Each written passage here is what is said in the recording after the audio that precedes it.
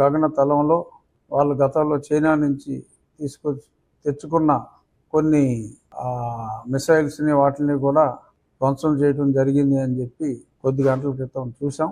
నిజంగా ఈ విషయంలో మొత్తం దేశ ప్రజలందరూ ఒకటే, మతం లేదు, కులం లేదు, ప్రాంతం లేదు, సరే ఎక్కడో ఒకటి అరా ఉన్మాదులు ఉంటారు, వాళ్ళకి ప్రజలే చెత్తవాగుడు వాగిన వాళ్ళకి దేహశుద్ధి చేస్తున్నారు.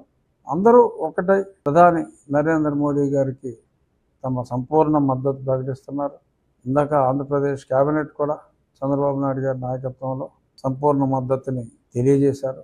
మోడీ గారు ఏదైతే జరిగిందో అంటే స్త్రీలను వదిలి వారి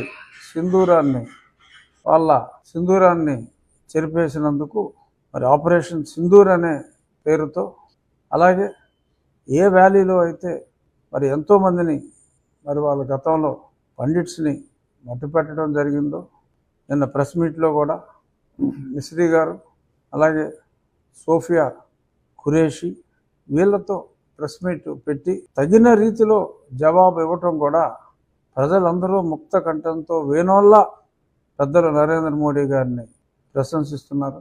మోడీ ఉండగా మనకి ఎటువంటి ఇబ్బంది ఇక భవిష్యత్తులో రాదు. దేనికైనా సహనం అనేది ఒకటి ఉంటుంది.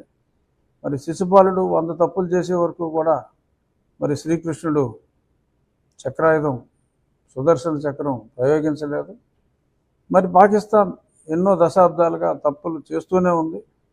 మధ్యలో చిన్న చిన్న రిటాలియేషన్లు ఈ ఊరి అని మిగిలిన ఇచ్చినప్పటికీ కూడా మరి ఈ స్థాయిలో ఇంకా తప్పనిసరి పరిస్థితుల్లో మతాన్ని అడిగి నువ్వు హిందూ అయితే చంపేస్తామని చెప్పి మరి ఆ చంపటం మరి తీవ్ర స్థాయికి చేరినప్పుడు మరి శ్రీకృష్ణులాగా మరి పాకిస్తాన్ అనే శిశుపాలుడిని తగిన బుద్ధి నరేంద్ర మోడీ గారు చేపట్టారు.